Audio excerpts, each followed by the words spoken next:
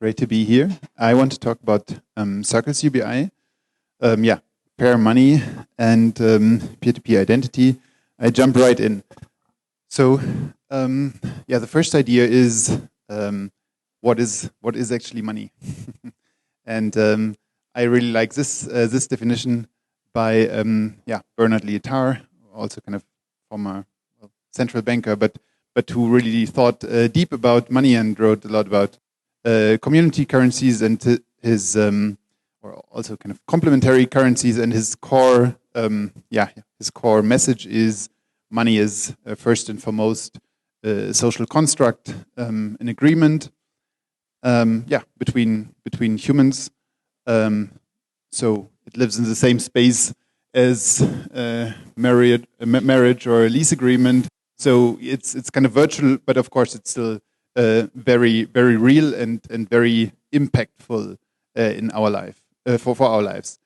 But that of course means money is not something God-given that kind of just exists, but instead it is, it's a construct, and therefore we have choices. We have choices to define money, and kind of as communities in various forms, we have the choice to design our own money. And I think that's something that I think has long not been understood.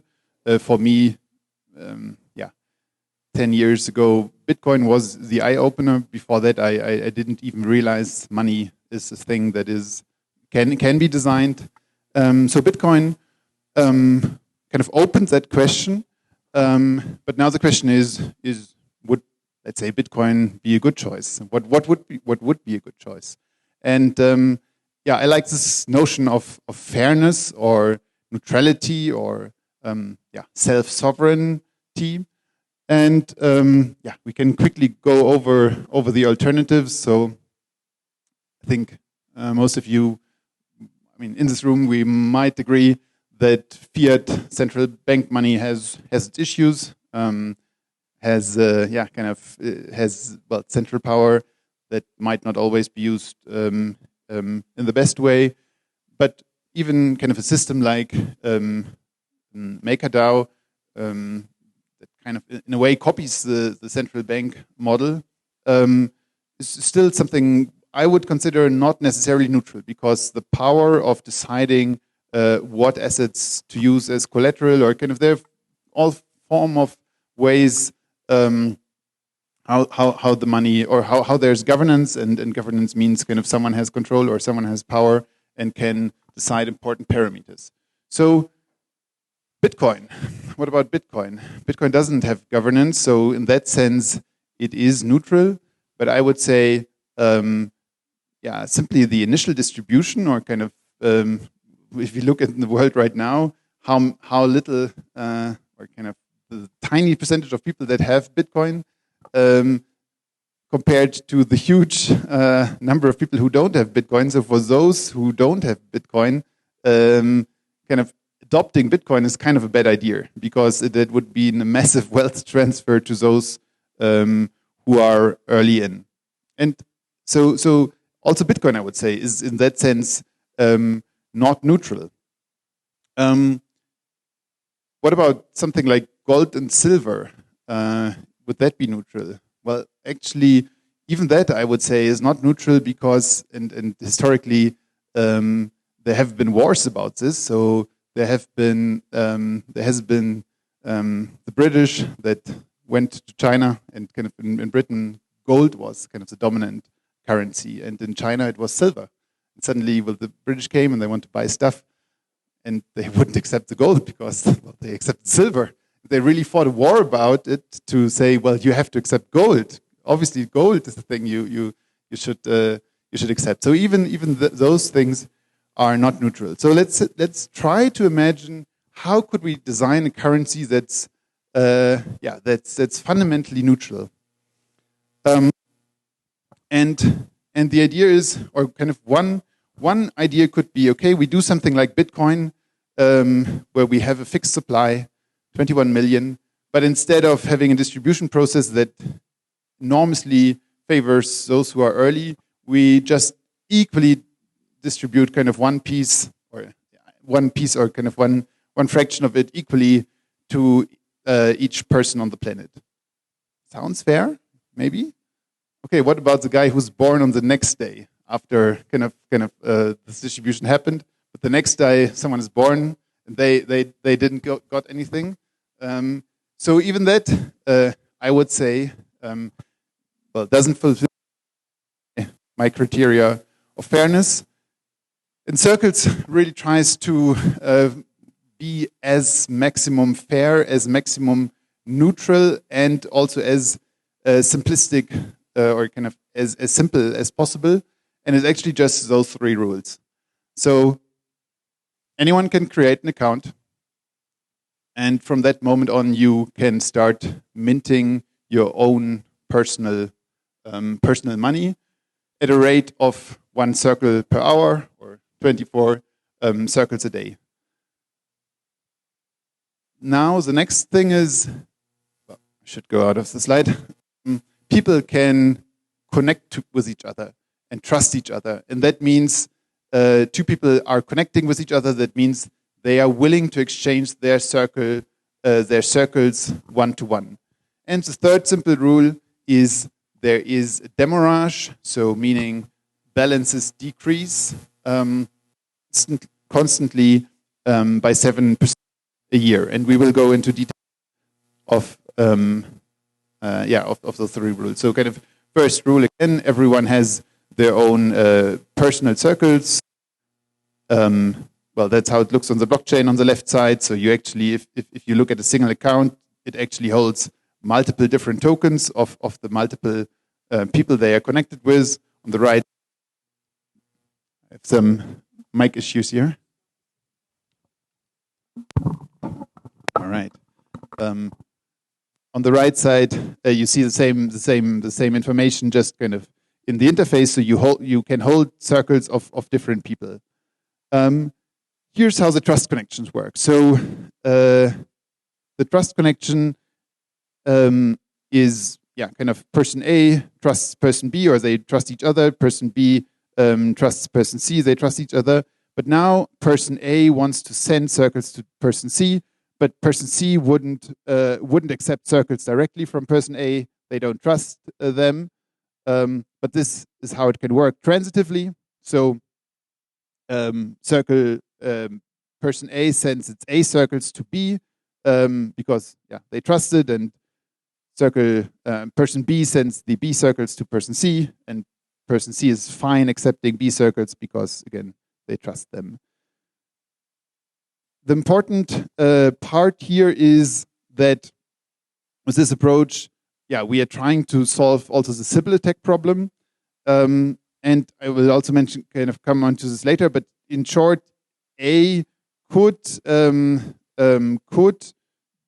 create Sybils and trust them, and therefore kind of get multiple incomes, but actually it wouldn't help that person A, because the Sybils essentially they have to send their own tokens to person A, and then person A needs to send their A tokens to person B. But as soon as person A runs out of their own A tokens, kind of that connection is cut off, and then essentially the Sybils can no longer send into the BC network. So at the end, A didn't got anything from creating those Sybils. They can just spend their own tokens.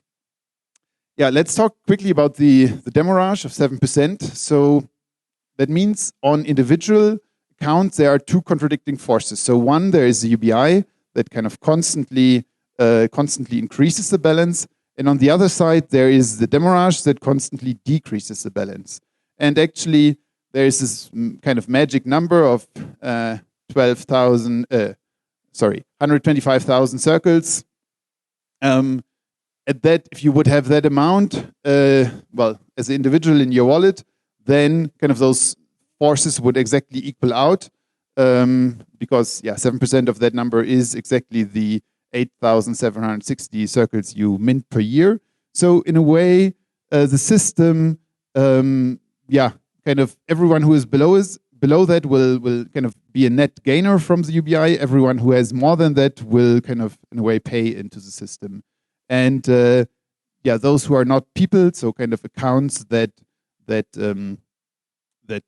well, yeah, you can have accounts that don't receive UBI, but that still can transact with Circles. They just kind of pay, quote unquote, the 7% tax. So one kind of mental model to think about it is to say, well, there's a 7% tax on money, and this tax is used to finance the UBI. Roughly, how do we came up with the 7%? We more or less looked at the dollar and looked how is the money supply of the dollar increasing historically, and it's roughly at 7% a year over the last 30, 40 years. So we felt the dollar is obviously losing on value, but kind of still is stable enough to be used as money. So a little bit of the history or background of Circles. Circles is not a startup. It doesn't have a business model. It's just an idea. Yeah, maybe a dream. Kind of just a bit of kind of just showing that over the years, many people and kind of or different projects worked on it. So kind of the very first write down about how Circles could be goes all the way back to 2013, so 10 years ago. And then, over time, different people, different groups worked on this concept of Circles, and a few of them, or kind of the most, the recent one, I will also share going forward. So here, the important line was in mid-October 2020, when Circles actually launched. Kind of, or essentially, there was the first, but there is an implementation of it, and Circles started to grow. So October 16th, 2020, those were the first 4 kind of accounts that formed this Web of Trust. A few hours later, the Web of Trust already looked like this. Day later, it looked like this. And today it looks like this, with over 100,000 accounts that form this Web of Trust. The part of the reality is, of course, also that it had this quite hype moment, or kind of initial period where we had over 40,000, or kind of, I think that's per week, so over 40,000 signups in a week. But now it slowed down significantly. So kind of just in the last week, it was 377 signups. But, well, that's only part of the picture. This is another picture where you can actually see transactions, or transactions specifically of users to organizations, which usually which actually means kind of someone is buying at a business. And that was actually in the first months after the launch, absolutely zero, and kind of that is slowly growing to the few hundred users doing a few hundred transactions. So let's look at how Circles is used right now. So there is one of the, again, many projects or many different entities that are playing around with Circles, but one is in Berlin. In Berlin, there is a community, and right now I think around 30 businesses that try to build this local economy around Circles. And just again, pictures of market. Here you can buy those nice blue bone coffee. And kind of Berlin is at a stage that it was at least possible to do experimentally this 1 week experiment. So kind of to say living 1 week just of Circles. Again, of course, still very early, but that's the state in Berlin. We have a marketplace, market.circles.garden, where you can buy groceries or a few things. part of the story is that circles, or here looking at one item that you can buy, and part of the story, unfortunately, of circles is that we are still struggling with technical issues, and that was certainly very, very true also when this hype launch kind of went on. At the time, Circles was a few people, about 2 developer project, and it was totally not ready for 100,000 people coming in. One thing here that was my that was me looking at this offering, and here it says you either don't have enough circles, and I have enough circles, or you can't, or there's no path of trust essentially. So kind of the shop trusts some people, in this case not me. So in principle, the algorithm should find a path. In this case, it didn't, but actually the path exists. That's how it looks like. So kind of on the left side, that's me. In between there are different, either people or businesses, and then those are kind of here in this area, kind of those would be my personal circles that I would send to this co-op, and this co-op would then send kind of different circles it holds further, and kind of eventually this Bauer Direct gets circles from people they trust. So in principle, pathfinding, we have the tools, but still it is complex to, or we in practice we are still all the time running into issues based on this Pathfinder. Quickly, the next project that is still in preparation is rolling circles out in Indonesia. There's a team that has been on the ground since almost 2 years now, preparing the launch, and this launch in Indonesia is hopefully happening in the next 2 months. So they are really close. They have spent quite some time kind of really introducing the concept in forms of games, so kind of just simulating in a way, or in a game gamified way how circles works, and preparing a rollout there. So the last segment of this talk will be about an additional layer that can be built on top of circles, and that we think is quite important. So the pure circles layer is just the web of trust, but and just kind of personal, individual, one-to-one relationships. But groups are, of course, kind of one-to-N relationships that are extremely important. And the concept is, the idea is that you can, let's say, all the people in this room, let's say we would all use circles and we would kind of be connected somehow, but we could, on top of our individual connections, say we all are a group. And then we could all together form a group currency. And how that works is, you somehow need to define the group, you somehow need to define who are the members.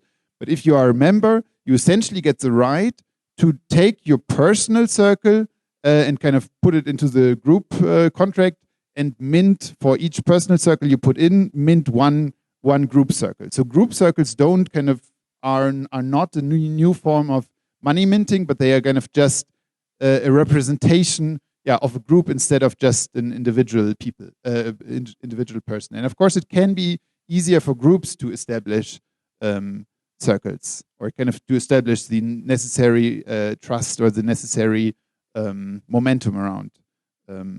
So let's quickly look about how that looks like. So we have a experimental group currency app where you can define groups, manage groups, add people, mint then those tokens.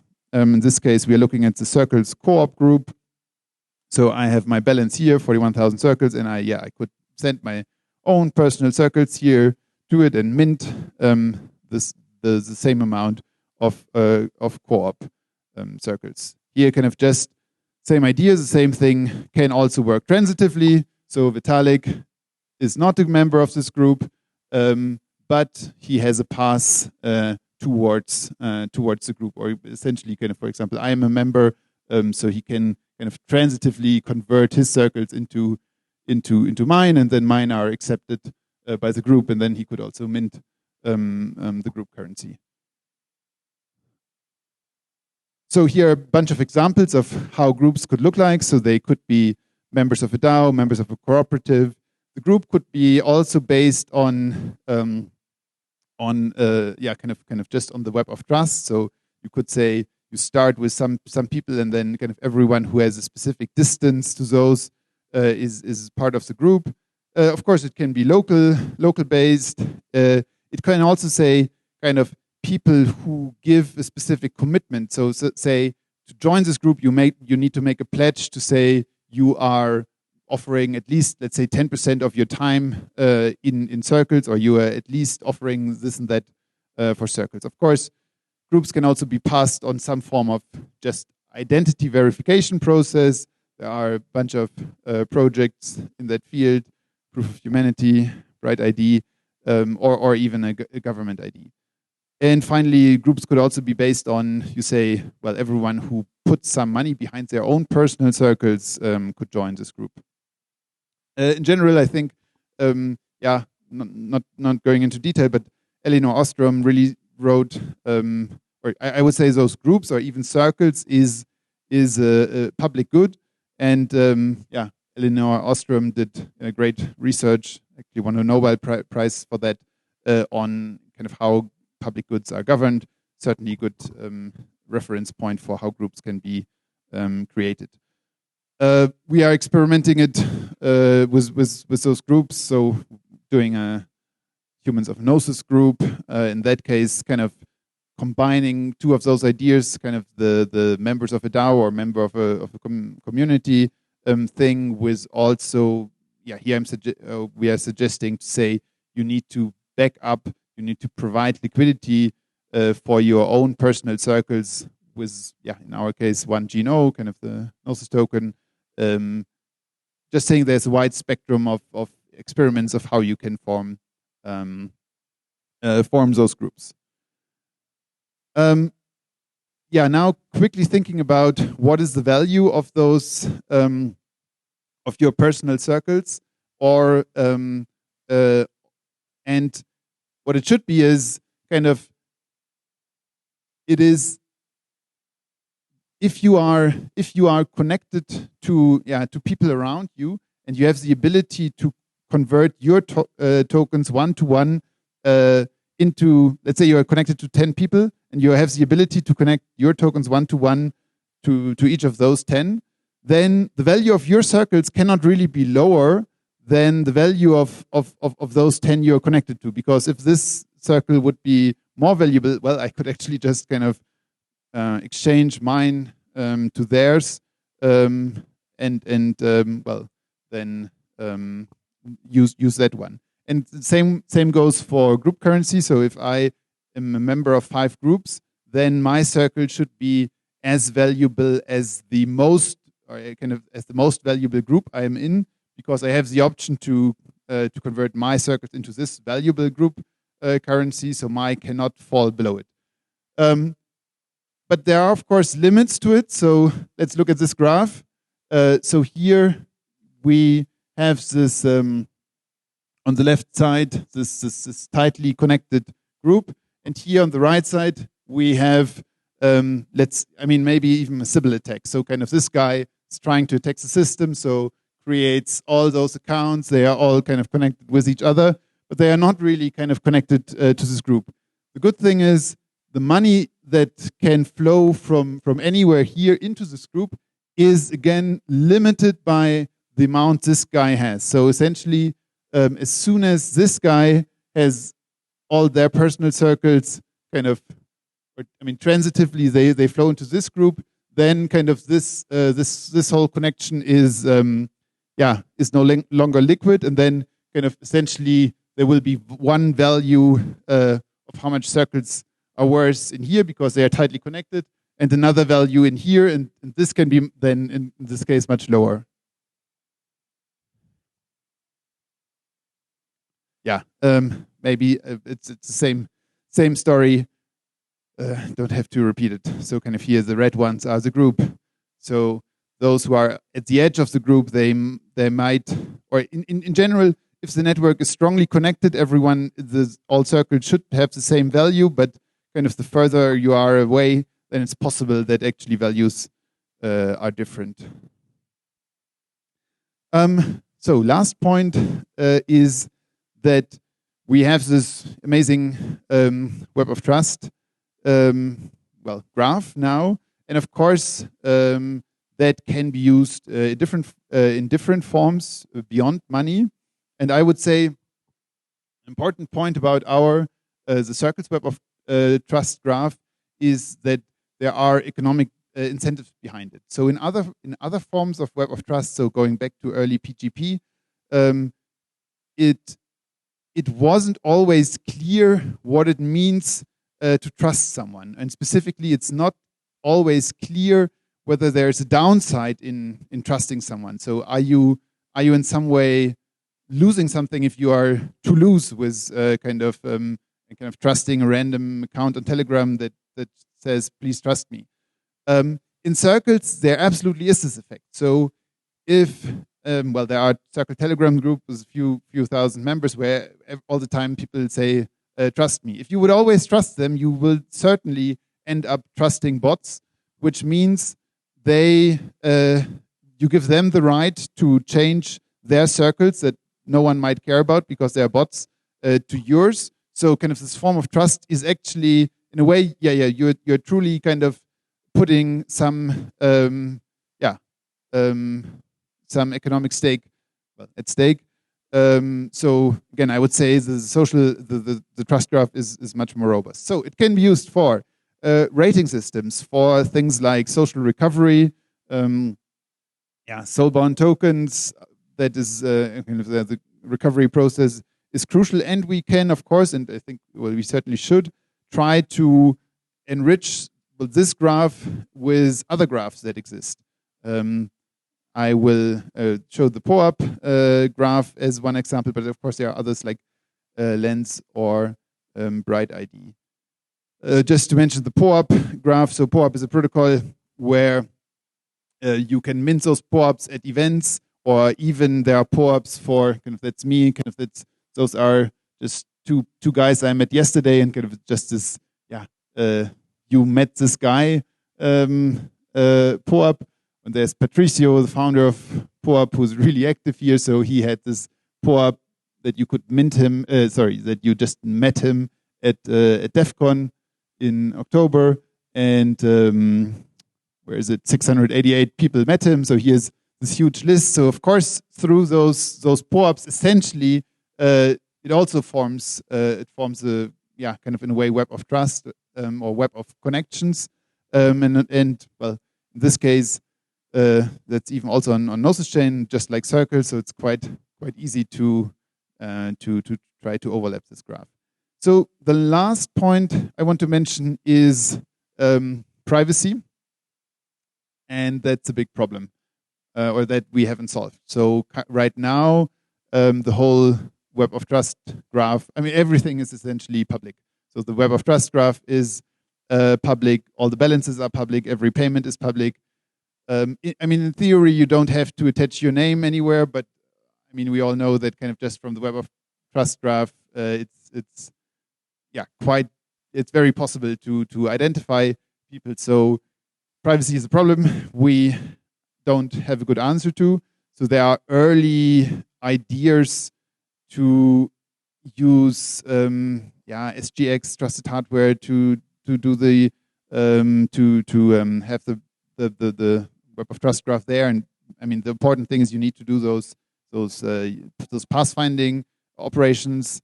But maybe there are people in this room and kind of later talks that are proposing solutions.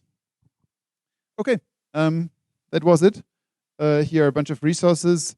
Circles Garden is the main wallet. Join Circles is the project in Berlin. Twitter, Circles Land was an alternative wallet that's currently on pause, but will be used in Indonesia. So kind of it is currently being kind of a branded version for Indonesia, and finally forum. Cool. Thank you very much.